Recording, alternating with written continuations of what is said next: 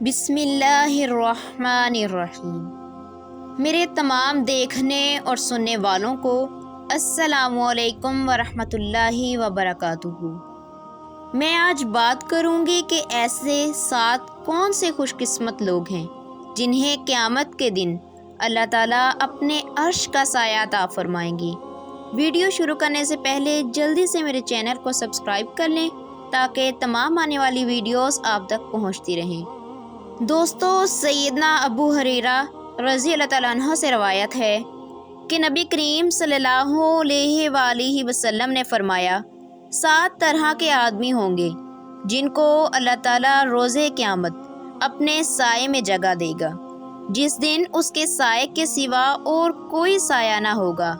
سب سے پہلا وہ انسان جو انصاف کرتا ہے، یعنی انصاف کرنے والا بادشاہ۔ نمبر 2، وہ نوجوان جو اپنے رب کی عبادت میں پروان چڑھے۔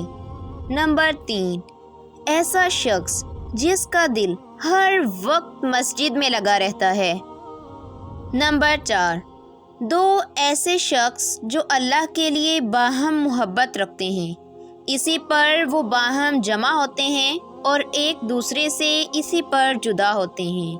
نمبر 5، وہ شخص جسے کسی باعزت اور حسین عورت نے زنا کے ارادے سے بلایا لیکن اس نے کہہ دیا کہ میں اللہ سے ڈرتا ہوں۔ نمبر 6، وہ شخص جس نے صدقہ کیا مگر اتنے پوشیدہ طور پر کیا کہ بائیں ہاتھ کو بھی خبر نہ ہوئی کہ اس کے دائیں ہاتھ نے کیا خرچ کیا۔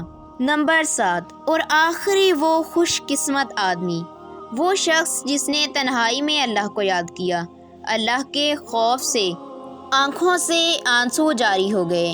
میری دعا ہے کہ اللہ پاک ہمیں بھی ان 7 خوش نصیب لوگوں میں شامل کریں۔ آمین۔ دعاؤں میں یاد رکھیے گا۔ اللہ حافظ۔